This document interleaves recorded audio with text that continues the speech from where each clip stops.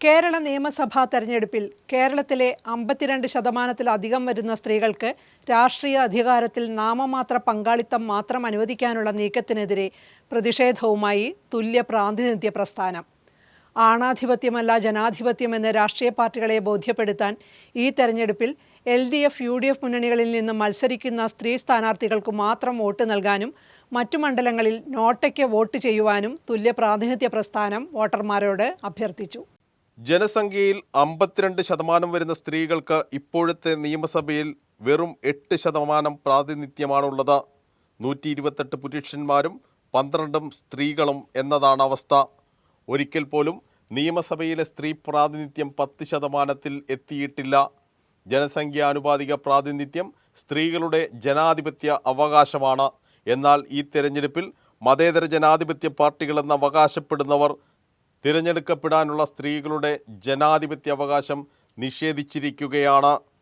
ഈ സാഹചര്യത്തിൽ LDF, UDF മുന്നണികൾ സ്ത്രീ സ്ഥാനാർത്ഥികളെ മത്സരിപ്പിക്കുന്ന മണ്ഡലങ്ങളിൽ സ്ത്രീ സ്ഥാനാർത്ഥികൾക്കും അല്ലാത്ത ഇടങ്ങളിൽ പ്രതിഷേധ സൂചകമായി നോട്ടയ്ക്കും വോട്ട് ചെയ്യാൻ തുല്യ പ്രാതിനിധ്യ പ്രസ്ഥാനം ആവശ്യപ്പെടുന്നു.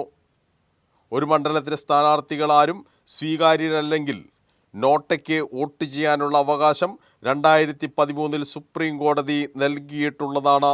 ഈ ജനാധിപത്യ അവകാശം ഈ അവസരത്തിൽ ഉപയോഗിക്കണമെന്ന് ജനാധിപത്യ വിശ്വാസികളായ വോട്ടർമാരോട് അപേക്ഷിക്കുന്നതായി തുല്യ പ്രാതിനിധ്യ പ്രസ്ഥാന പ്രവർത്തകർ എറണാകുളം പ്രസ് ക്ലബ്ബിൽ നടത്തിയ വാർത്താ സമ്മേളനത്തിൽ പറഞ്ഞു. വാർത്താ സമ്മേളനത്തിൽ M. Sulfath, advocate Rama KM, വിനയ NA, ജോളി ചിറയത്ത്, രോഹിണി മുത്തൂർ, ജ്യോതി നാരായണൻ എന്നിവർ പങ്കെടുത്തു. ഈ വരുന്ന നിയമസഭാ തെരഞ്ഞെടുപ്പിൽ സ്ത്രീ പ്രാതിനിധ്യത്തെ അവഗണിച്ചതിൽ കേരളത്തിലെ സ്ത്രീകളും അതോടൊപ്പം തന്നെ ജനാധിപത്യ വിശ്വാസികളായവരും പ്രതിഷേധിക്കണം എന്നാണ്.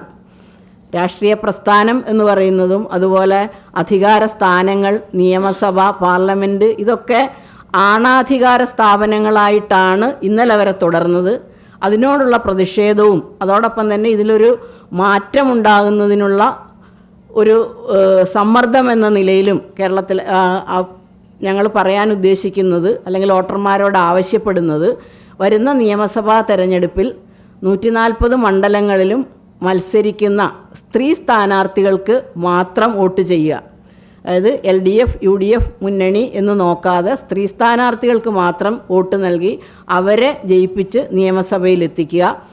അതോടൊപ്പം തന്നെ മത്സരിക്കുന്ന മറ്റ് സ്ഥാനാർത്ഥികൾക്ക്, പുരുഷ സ്ഥാനാർത്ഥികൾക്ക് നോട്ട വോട്ട് ചെയ്ത് ആ പ്രതിഷേധം അറിയിക്കുകയും ചെയ്യുക എന്നതാണ് നമ്മൾ പൊതുസമൂഹത്തോട്, വോട്ടർമാരോട് അഭ്യർത്ഥിക്കുന്നത്. ആ ഒരു പ്രഖ്യാപനം നടത്തുന്നതിന് വേണ്ടിയാണ് ഞങ്ങളിപ്പോൾ ഇവിടെ എത്തിയിട്ടുള്ളത്. ആ പ്രഖ്യാപനം വിജയിക്കേണ്ടതുണ്ട്. അതായത് കേരളത്തിൻ്റെ ഒരു ഏറ്റവും പ്രധാനപ്പെട്ട ഒരു സ്ത്രീകളുമായി ബന്ധപ്പെട്ട ഏറ്റവും വലിയൊരു രാഷ്ട്രീയ തീരുമാനമായിരിക്കണം അത് എന്നുള്ള നിലയിലാണ്. കാരണം മറ്റെല്ലാ വികസന സൂചികകളിലും മുന്നിലാണെങ്കിലും പ്രാതിനിധ്യത്തിൻ്റെ കാര്യത്തിൽ മറ്റ് സംസ്ഥാനങ്ങളെയൊക്കെ അപേക്ഷിച്ച് വളരെ പിന്നിലാണ്. ദേശീയ ശരാശരിയേക്കാൾ താഴെയാണ് കേരളം. ഇതൊക്കെ മാറേണ്ടതുണ്ട്. അതൊരു രാഷ്ട്രീയ തീരുമാനമാണ്. അതിന് നിങ്ങളുടെയൊക്കെ സപ്പോർട്ട് ഉണ്ടാവണം.